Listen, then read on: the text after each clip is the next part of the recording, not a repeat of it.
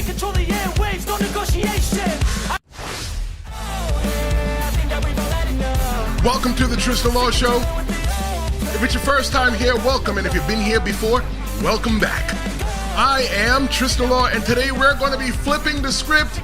We're going to be looking at what AEW is not doing right and why they are not crushing it in pro wrestling.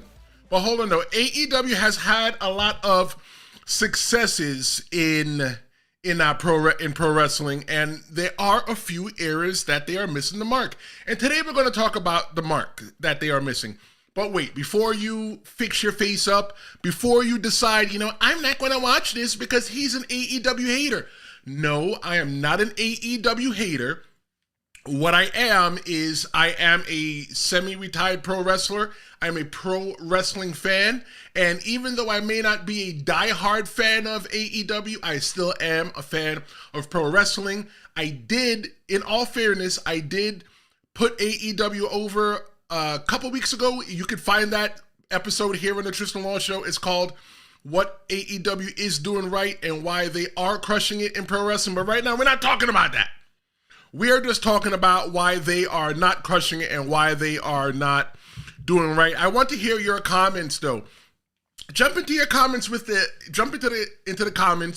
your comment. I want to hear from you. I'll be reading your comments throughout the show, and even if after the show is live, if you still want to comment, I will be reading your comment then. That's just the kind of person that I am. I just want to interact with you. I want to give you a place that you can interact. One of the biggest places that AEW, I think that they're failing is storytelling. They have flashes of brilliance. AEW does some really cool things when it comes to, storytelling, but there are several storylines that just seem to lose momentum or they just get dropped entirely. For example, a perfect example of a inconsistent storyline is they push stars. They push younger stars like Wardlow.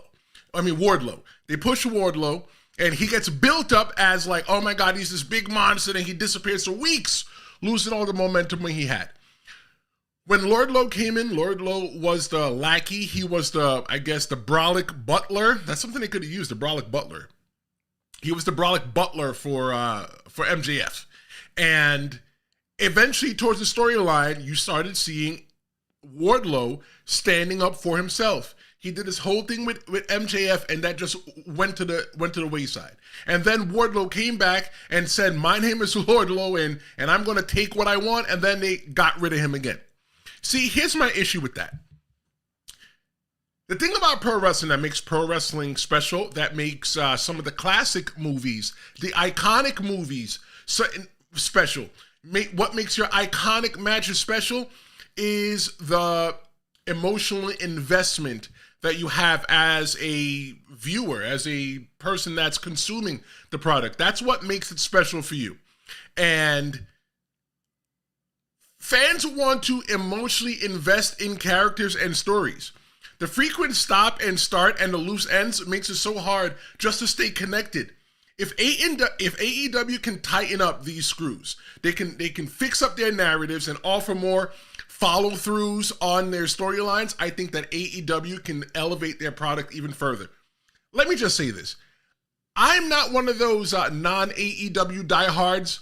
I'm not one of those big AEW fans that want AEW to go away. I don't want AEW to go away. AEW is very important to the pro wrestling business. AEW has given a lot of people that I personally know an opportunity in the realm of pro wrestling that WWE wasn't offering them. So I don't want AEW to go away. I think that with AEW being around, I think WWE is at its best.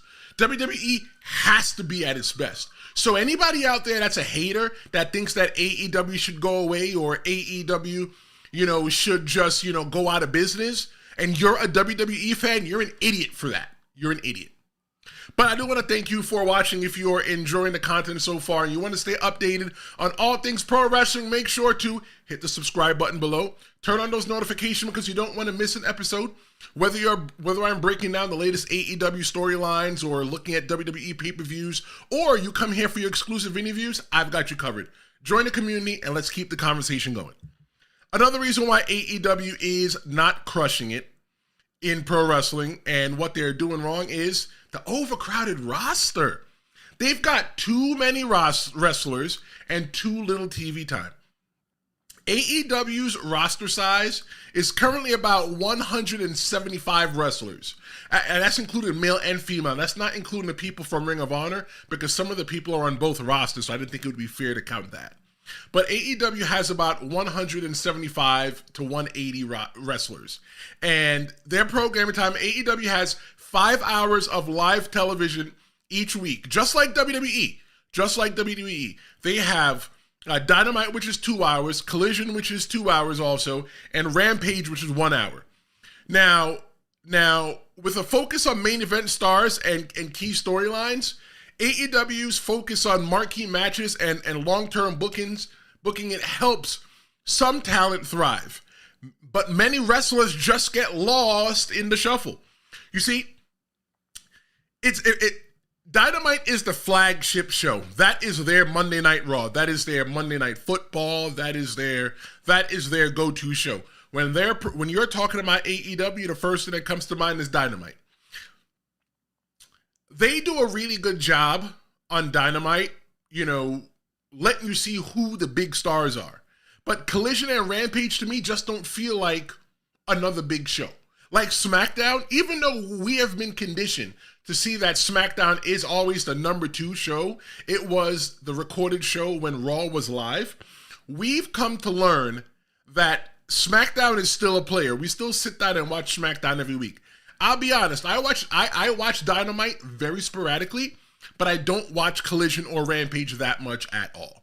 Honestly, maybe there's a little bit too much pro wrestling going on out there, but my thing too is though that when I feel that if I watch Collision or Rampage, that I'm not getting the same exact quality that I'd be getting if I'd be watching Dynamite. With such a large roster that AEW has, many mid-card and up-and-coming talent, they lack regular TV time. It causes potential stars like when Andrade was there, or even Miro, who's still there. I think Miro's still there.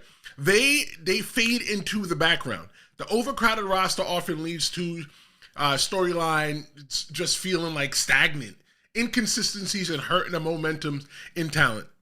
The key point there is that AEW's massive roster is stretched too thin across 3 shows with limited story time to develop emerging talent and leading to underused wrestlers and stagnant storylines. The thing with AEW is that when they first started, they didn't know who they were. And what they were trying to do was they were trying to find their identity. They signed every Tom, Dick, and Harry. They signed people that didn't belong in the pro wrestling ring. They signed people that still needed more reps, which is okay. They're a growing company, and the people that they signed could grow with them too. They were the first company nationally to be a mainstream pro wrestling company that did different things, that have LGBTQ plus wrestlers. They didn't wait 100 years to get their first, black world champion. This is different things that AEW did differently that makes them stand out. But because of that, they had so many wrestlers. They just had so much weight. At one time in 2019, 2020, before the pandemic, it felt like such a competition between WWE and AEW in who could sign who first. And because of that, AEW had a huge roster, and WWE had a roster of people they didn't know what to do with. I think part of the issue when it comes to having that crowded roster with AEW, for example, you can look at somebody like Andrade or like Miro or like even Sasha Banks, now known as Mercedes Moné. You're looking at her and you're like, man, she was doing so great in WWE, and look at her now. I'm not really too emotionally invested in Mercedes Moné. I'm not saying that Mercedes Moné is a worse wrestler than she was when she was in WWE. If you ask me, I think she's even better. However, it's not the player that I'm not a fan of. I'm just not a fan of the team. One of the issues that AEW is having to why they are not crushing it in the pro wrestling business and what they're not doing right is the long-term planning. Everything just feels like, they're just trying it out. They're just throwing stuff against the wall and just to see what sticks in, and then they'll go with it. For example, they had that 4 pillars match, right? They had the 4 pillars of AEW. Let me see if I can remember this. It's MJF, Darby Allin, Jack Perry, and oh God, who's the fourth person? Maybe Sammy Guevara. The four people that AEW built on those backs of those wrestlers. They are the future of pro wrestling. It was a great storyline. They could have put a championship on there, have them keep going, but like it just didn't go long enough. It just happened too quickly. It feels like they're booking from pay-per-view to pay-per-view, where right now WWE, they're booking from like year to year. They're booking from January to January. Okay, they're booking from January of this year to January of next year. Keep up if you can. AEW has been long criticized. While they do execute some great short-term feuds, many storylines just don't have a clear destination. You're watching Dynamite and you're like, where's this going? For example, the direction of the Elite storyline with Hangman and Page, it started out really strong, but then it seemed to lack clear direction because it just dragged on. AEW has developed exciting storylines, but failed to follow through on them, leaving fans disappointed. The storyline between Andrade El Idolo and the Death Triangle, there was an initial setup for a feud, but it fizzled out without satisfying any conclusion, making it feel incomplete. Here's the point. We as pro wrestling fans, we want resolution. When stories are dropped without explanation, it affects the investment of the audience. AEW needs to do a better job tying up those loose ends. It's like watching your favorite television show and they introduce a new interesting character, and then 2 episodes later you're just looking and going, well, what happened to that character? Okay? Without long-term planning, AEW risks losing the attention of fans who want to see long-term payoffs. That's what we want. We want to be here for a while. We want to be entertained, okay? The thing with AEW that I will always say, though, is that AEW, they just do pro wrestling. They don't do sports entertainment. And when they try to do sports entertainment, they don't do so well. Pro wrestling, if you want a solid pro wrestling match, AEW is what you're supposed to watch. And we're going to go into that a little bit more. But I just want to remind you, don't miss Friday. I'm going live with an exclusive interview featuring Timid Tamir Gibbs. Set a reminder and join us on YouTube. This is going to be this Friday at noon live on YouTube Eastern. It's going to be a pretty cool chat with Tamir Gibbs. He's an up-and-coming wrestler. He has plenty of mentors, and I think the guy has a bright future. I always have him on my list that when I come back to pro wrestling, I'm looking for you, Tamir.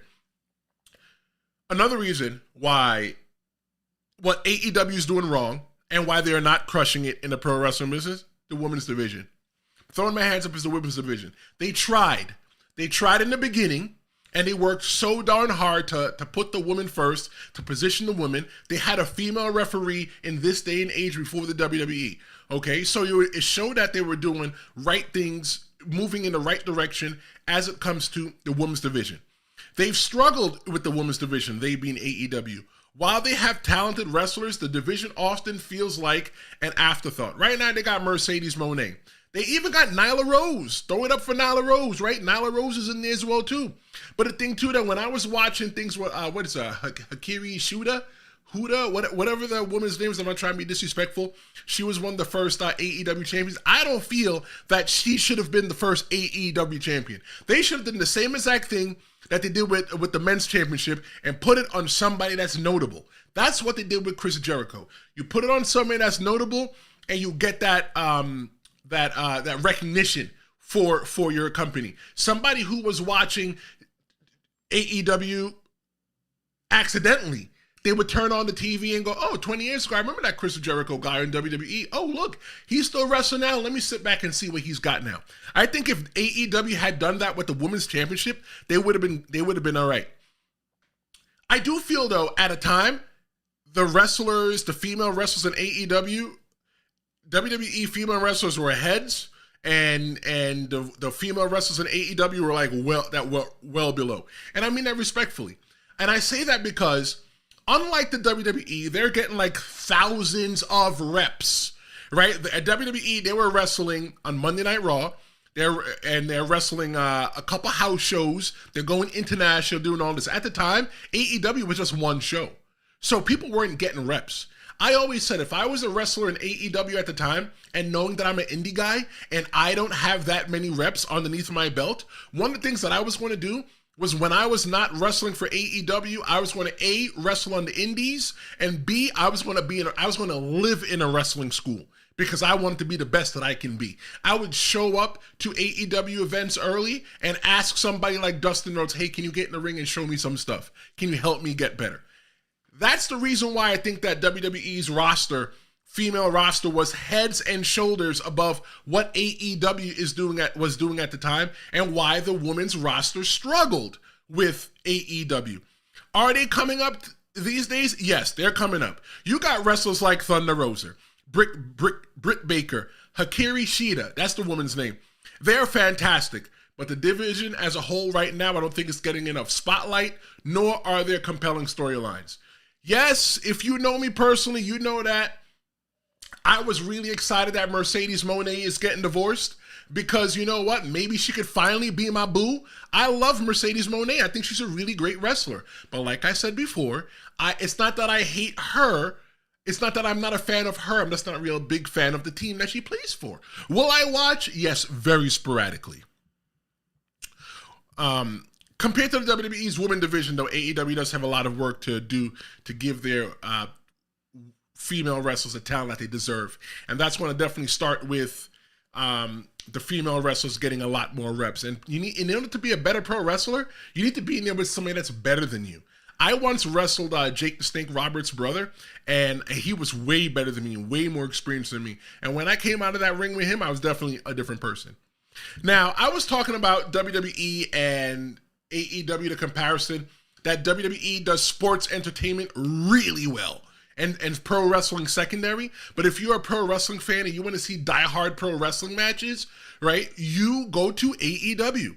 But when AEW does gimmick matches, they don't really do them well. Okay, like for example, that exploding match that they did a couple years ago that we all don't talk about, that AEW wants us to forget. But I think that with AEW, they have an over-reliance on gimmick matches. They rely too heavily on gimmick matches, whether it's no DQ, blood feud, ladder matches, cage matches, everything. For example, AEW's been in business for, 4 going on 5 years. And they're overusing the blood and guts and the lights out matches. They can make these events feel less impactful, and that was the issue with WWE. For example, WWE was doing Hell in a Cell every single year. They had a pay-per-view that just called Hell in a Cell. And I feel that because of that, you kind of paint yourself into a corner to where you have to do a Hell in a Cell match. But now AEW has a blood and guts event to where they have a war game style match, and it just feels like, okay, we've seen this already. They should save that match for when it's really special. For when you got two teams out there who just don't like each other, and you know what, you just want to put them in the cage and just have them maim each other, that's where your Bloods and Guts match come out, okay? You can't just have the match just to have the match. While these matches are exciting, don't let me say that they're not exciting. While these matches are exciting, they can lead to fatigue, they can lead to burnout, making them feel less special over time. Do you think AEW uses too many gimmick matches? Let me know in the chat. We're going to take a look at some of the comments that I positioned on Threads. On Threads, I asked a question. Wrestling Threads, tell me what AEW is not doing right and why they are not crushing it in pro wrestling. I did say on Threads that I did put them over a few weeks ago, but now I'm looking for the opposite opinion. So let's take a look at that. The first one that we got here, oh, hold on, we got a little technical difficulty. The first one that we have here is going to be from, let's see who we're going to choose first. Mike Crime. Mike Crime says, I'd really like to see them separate AEW from Ring of Honor, so it's like WWE NXT. He feels that they could clean up some of the storytelling too. For example, a good recent example is stripping the Bang Bang Gang of the trios titles because Jay was injured. Meanwhile, MJF kept defending the ROH titles when Cole was injured. Okay, I can see that you definitely have a really good point there. I feel that AEW should separate Ring of Honor. Ring of Honor should be like their version of NXT, to where they have their up-and-coming stars that are not really ready for the main roster, that are ready for main TV, for Collision, Dynamite, and Rampage. I agree. I think that's a really good call out there. Let's see what else we got here. We got Open Road Mike. Open Road Mike says, too much new toy syndrome, lots of big signings, but after a couple weeks, they are forgotten.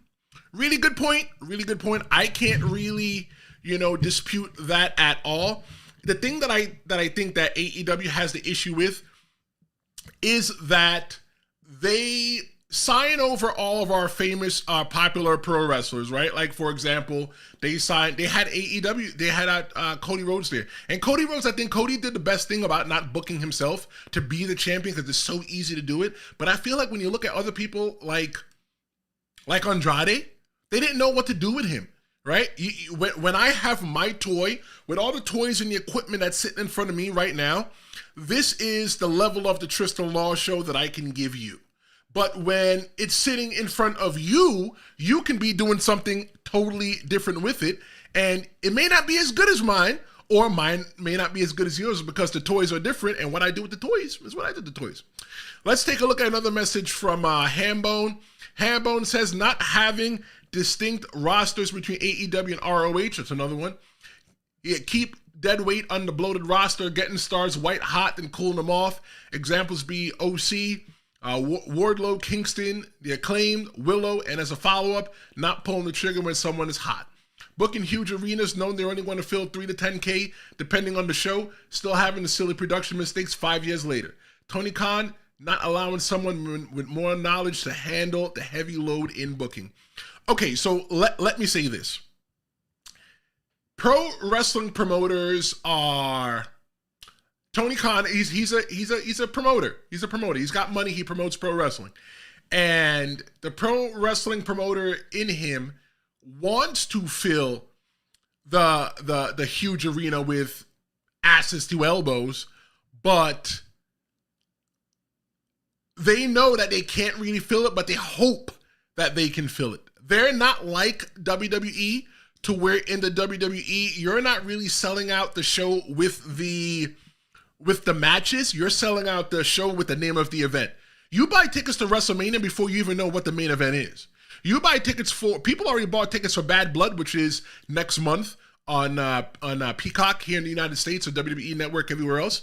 You've already bought tickets to Bad Blood, not even knowing what's happening. You're not even showing if it's going to be good blood, but you're watching it saying, you know what, I hope it's going to be bad blood. So like, AEW's not there yet. AEW needs to get on the level of the Super Bowl.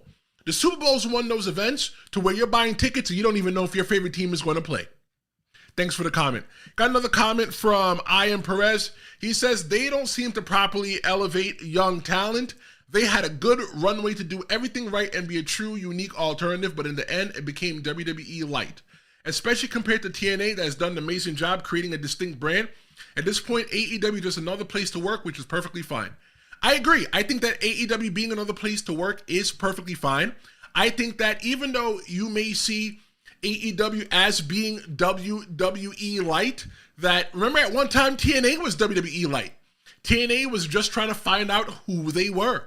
And I think that AEW is just trying to find out who they are. They don't know who they are. They have a much better idea of who they are in 2024 than they did in 2020. Definitely 2020. Definitely when they had that press conference saying who they were, they didn't know who they were.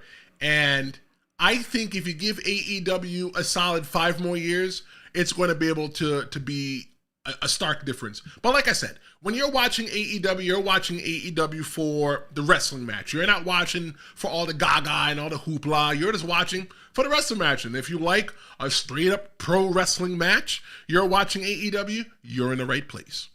Look at another message from Threads. It's from Dr. Hubris, Dr._Hubris. Not sure if you're really a doctor. For me, it's the consistent escalation of dangerous spots and the normalization of big moves being meaningless. Where do you go from pile drivers off the second rope and suffocating a man with a plastic bag and a vertebrae on a cinder block being a 2 count?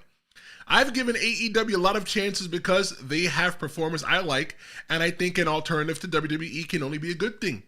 But they lost me last night, and it was uncomfortable in the wrong ways. He's talking about the last event that AEW had. And look, honestly, as a pro wrestler, I don't understand how you can get hit with a Canadian Destroyer and next second you're up, you're doing a super kick.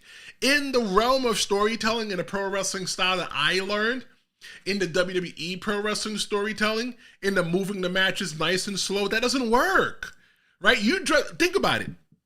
You just got dropped on your head. How did you just get dropped on your head and now you're like, okay, I'm going to do a super kick?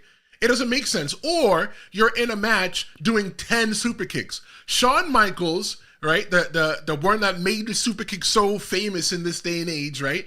He's beaten bigger guys with the super kick. He's beaten The Undertaker. He's beaten Kane. He's beaten Triple H. He's beaten Bret Hart. He's beaten Stone Cold Steve Austin. And if you put any of those guys on the same exact level as any of the AEW guys, I don't think that they shine a candle to them. One of the things that I learned when I went to pro wrestling school is because you can do the move doesn't mean that you need to do the move. So because you could do a Canadian Destroyer doesn't mean that you need to do a Canadian Destroyer. But you know what? That's what AEW fans like, right? That's what brings a lot of AEW fans to the yard, right? That's their milkshake. But for me as a WWE fan, I'm looking for an alternative to WWE that's pretty close to what I'm watching in WWE. And for me, I think that's AEW. Look at another comment from Threads. This one is from my guy, Head of the Table, 2324. He says, years 1 to 3, every division had a rich story and long-term booking, and sub-stories for non-main event talent. A quarter of the roster they have now, and one show during the week, they are owning the viewership. They stared away from that model. Okay, Head of the Table, thank you for your comment. I agree 100%. That's what AEW was doing at the time. They were trying to be different. They were trying to be different from WWE because not everybody had a story in WWE. When you watch Raw, not everybody had a story. Some people were just in throwaway matches.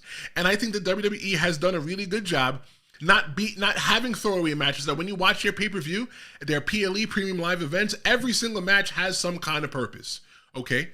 And AEW was just trying to be different. I think that with them trying to be different, they lost themselves. And like I said before, if AEW give AEW another 5 to 10 years, there's going to be different minds in AEW.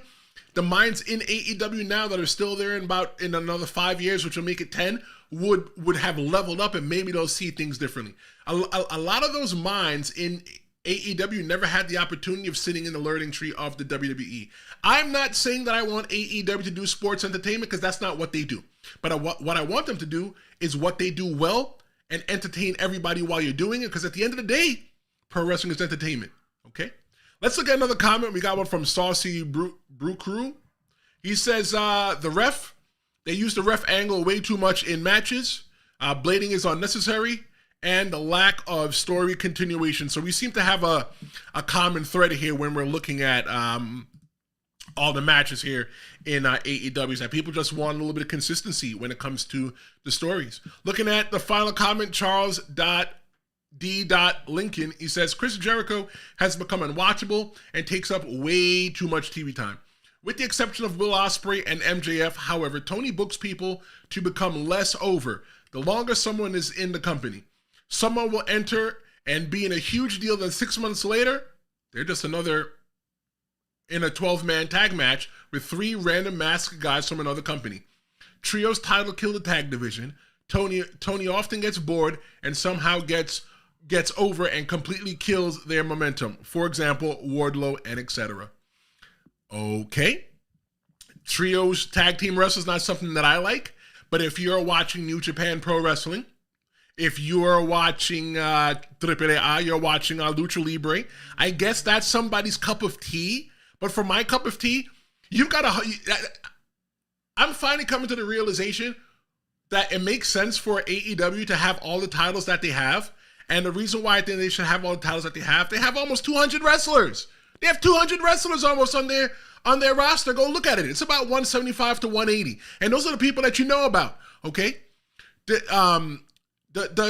Tony get bored? I don't think that Tony gets bored. I think that Tony probably listens to the people online, and instead of trying the storyline and following it through, maybe that's why it falls flat, right? Somebody like Will Ospreay and MJF, however, yeah, I love seeing them on TV. I don't like Will Ospreay. I'm not familiar with Will Ospreay, but I like MJF. And I like MJF whether he's a heel or a babyface, right?